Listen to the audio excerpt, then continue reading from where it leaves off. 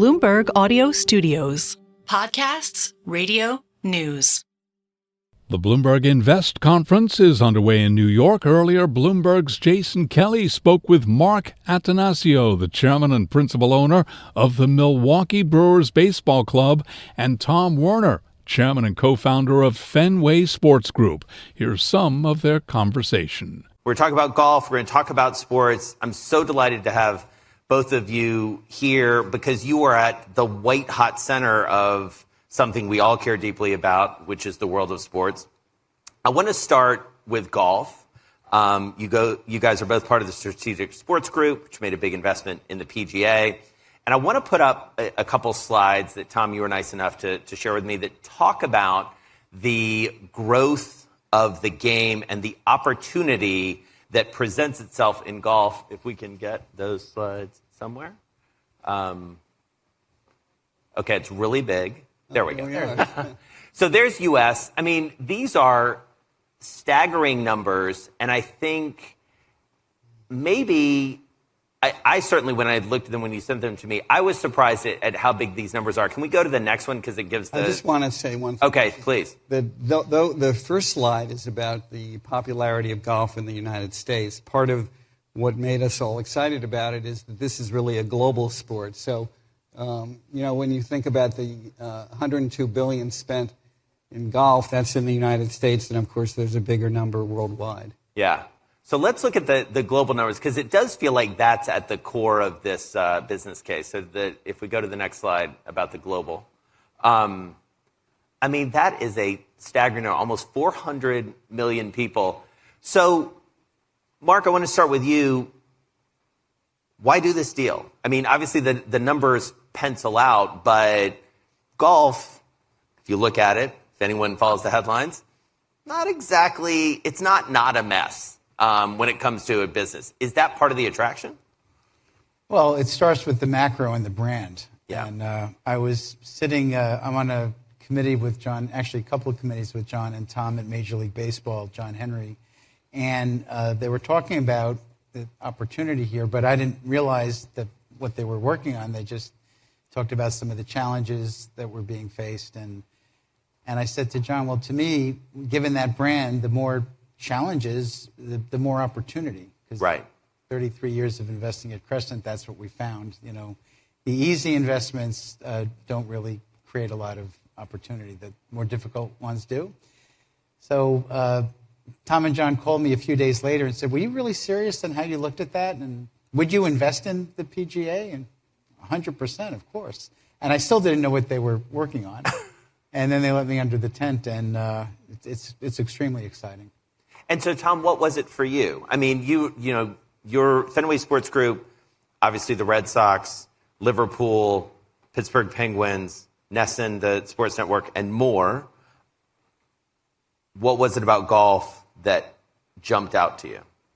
Well, as most of you know, the structure of golf a couple of years ago was that it was a nonprofit, and the players were independent contractors. And so this now is a league that the players are now owners. They have equity in the league, and this SSG and Fenway Sports Group are really investing in the commercial growth of the game. And of course, it all starts with, what can create a better fan experience. And, we are grateful that we were selected because it was a very competitive situation to invest in the new structure. But, we think that, and Mark is part of this group, that the operational experience that we have in sports can benefit the players and be a resource. And so take us inside this proverbial tent a little bit. Like, what do you need to do? Like, what's the low-hanging fruit here? And what are the things you're seeing that can be relatively easily fixed or changed to improve those elements? Well, one thing that Jay Monahan, who we think is a very strong leader, is doing is we are commencing a very extensive research study that is called Fan Forward. But Rob Manfred did the same thing in, I think, 2019, where we did a survey about what was good about baseball, how to make the experience better. And, a lot of positive changes have come from that. But we're going to be listening to our fans. And, just one idea that we've been talking about is when you think about the experience of going to an event on the tour, that we are trying to eventize it and make it really more must-see. And somebody at the PGA was looking at Louisville. They have an event every year that is really just 2 minutes long in its actual composition of the Kentucky Derby.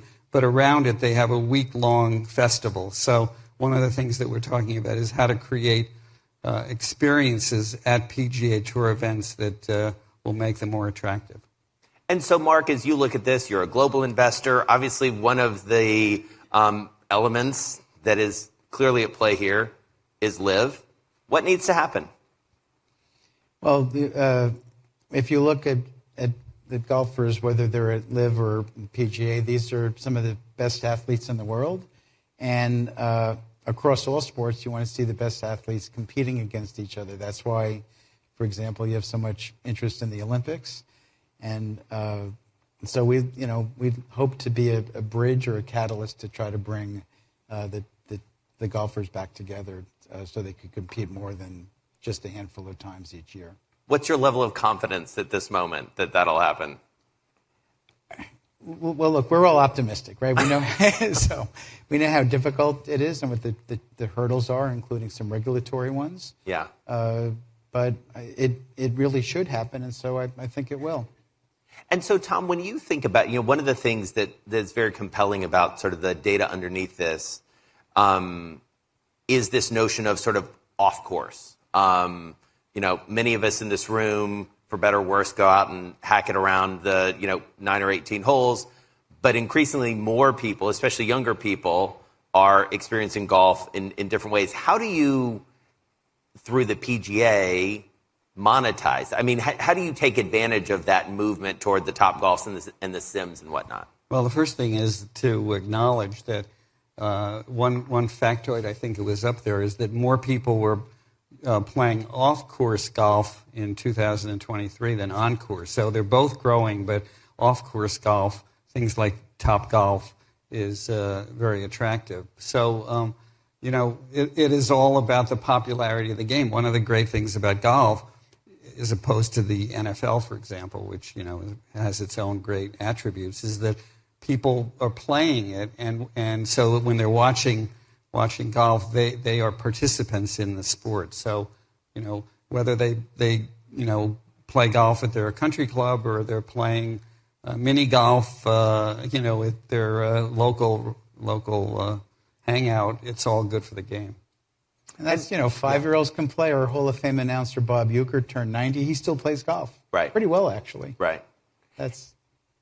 And what about both of you? I mean, Tom, obviously your experience and success in the media world is very well known. You have created, many beloved shows, or still creating beloved shows on multiple platforms. What's the media side of golf? And then I want to talk about some other sports. But what's the media play here for you?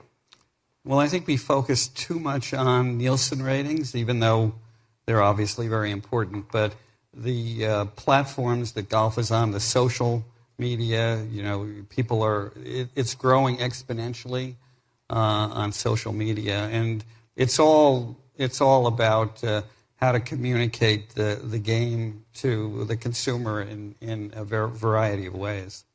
And so what's the non-obvious, Mark, last golf question for now, what's the non-obvious thing that could help golf in your mind? What's the surprise, as you got into it and said, this is a nonprofit, they're doing this, they're doing that. What was the thing where you're like, oh, well, just do this? Or, that it surprises me that this is going on here. Well, I think the best athletes in the world want to compete against each other. Yeah. And so underlying, however we got to where we are now, you would think they'd want to be able to go head to head. And I'm hoping that undercurrent will prevail. So let's talk a little baseball, if we can. Both of you are, owners of Major League Baseball teams. And when you think about this, we were talking a little bit about this backstage. Tom, this was a sport, baseball. I grew up watching it. I'm sure many people in this audience did, and folks, watching this. And yet, it seemed to be running into a little bit of trouble over the last couple of years. Competition committee, gets together and makes some real changes. It feels like it's made a difference. Tell us what it looks like from your perspective when you actually get down to the numbers. Well, we know it's made a difference because the fans have told us that one of the most important changes, and Mark and I are very supportive of all these changes, is that the game was too long. We all knew that. It was over 3 hours in length for a nine-inning game. And the pitch clock really has transformed the game. Now the game averages about 2 hours and 35 minutes per game, and so people were not leaving in the 6th or 7th inning. But that's just part of an initiative to make changes. The NFL makes changes every year, and nobody notices it, and every change in baseball is scrutinized. But along with the pitch clock, we've made some other changes. We now have rules about defensive alignment, which allow more balls to be in play. The size of each base is larger, which encourages stealing. And so there are rules that have already been implemented. And last year, again, another factoid is over 70 million people came to Major League Baseball games, which dwarfs the combined attendance of the NFL, the NBA, and the NHL. So we could do probably a better job touting that, but people are going to baseball games. The minor leagues, the most watched sport live in the country is Major League Baseball. The second most watched sport is minor league baseball. So, the game, and I think a lot of the demographics don't get picked up. You have increasing interest from Latin American community, for example, and it's not clear that all of that younger demographic interest is picked up in the numbers. So, look, there's nothing more riveting than the ninth inning of a baseball game. Right. And to Tom's point on the some of the changes, the pace of game, the action. So 2 years ago, you'd have the shortstop in short right field almost like a softball player, and the ball would go right to them. Now you've got second baseman diving and making plays. There's a lot more action and a lot more, for the fans to engage with. One of the underlying themes of both of your investments, and the golf thing fits into this too, is this sort of global view. Mark, you more recently have gotten into the world of football, soccer. Tom, you've been there, via Liverpool. What is it that you take from that experience and you apply back to, some of your U.S. Side investments? Tom, I'll start with you. Like, what have you picked up from Liverpool? You're like, okay, we need to do that either from a management perspective or an organizational perspective. Well, the Premier League, and Mark is involved in English football too, is a very popular sport globally. Sometimes we have that narrow focus of the United States, but we are very pleased to be in the Premier League, and many more people watch a Manchester United Liverpool match than the Super Bowl. So we're aware of that, and part of what we bring to all of our investments is relationships with sponsors because they fuel our growth. Part of our operational expertise is the relationships we have in Liverpool, for example, with UPS, Google. This week we announced a new partnership with Japan Airlines. So, we are excited to be in the Premier League. So, Mark, you looking at that saying, I'm sorry, did you say relegation? Like, what Yeah. promotion, relegation, what? Well, what created the opportunity for us was relegation. Norwich City Canaries were relegated from the Premier League to the Championship League, and that's what created, out of adversity comes opportunity. Yeah. And what I've taken from it is this team, this club has been in existence over 100 years. They have the oldest fight song in English football. And what struck me, I really knew very little about football or soccer. I was somewhat the Ted Lasso of owners, was that the fans were called supporters. And the way you engage with your supporters is meaningful in such a way that almost when you're born in Norfolk County in the east of the UK, you start wearing yellow and green. So we've looked how to take that sort of feeling and bring it to Milwaukee, where we have a natural, fan base that grew up with the Milwaukee Brewers, and we've learned a lot of lessons from that. And so as you look across, we just have a couple minutes left, but so as you look across the sports opportunity landscape, you do this golf deal, it's, $3 billion. The amount of money that is pouring into sports is breathtaking. And I sat on this stage earlier with Josh Harris and talked about that.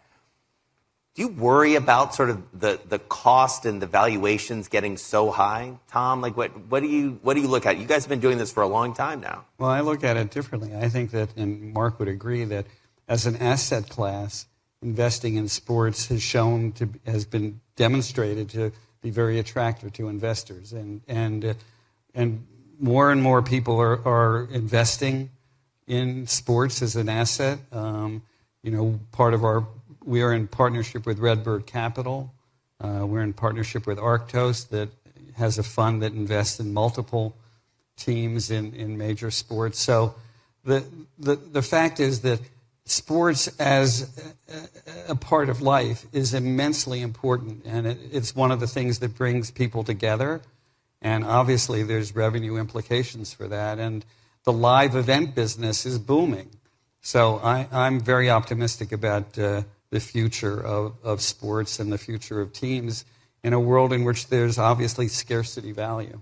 So, Mark, anything that you're like, I'm not going to, I'm good for now when it comes to sports, or something that you want to get into that you haven't yet? Well, to the point on some of this, 20 plus years ago when I bought the Brewers, I knew in fact, my wife came into the study one day, my wife Debbie, and said, "You're not going to lose all our money, are you?" And so I had the Bank of America did a study back 20 years ago that showed it was a non-correlated asset class that didn't, would be somewhat recession resistant, which sort of is. We found in COVID that, that might be different for what's a live event business. But so look, we're looking at everything from women's volleyball to professional sailing, and other leagues to invest in. But I think at some point there'll be differentiation. There's some sports that don't make sense to me. What's probably the greatest opportunity is not just clear what the lane will be is college sports. Yeah, and enormous revenue opportunities, and that they're not organized yet. They're getting organized to take advantage of it. So we've made a toehold investment in a company that's involved with the Big 12, and we'll see.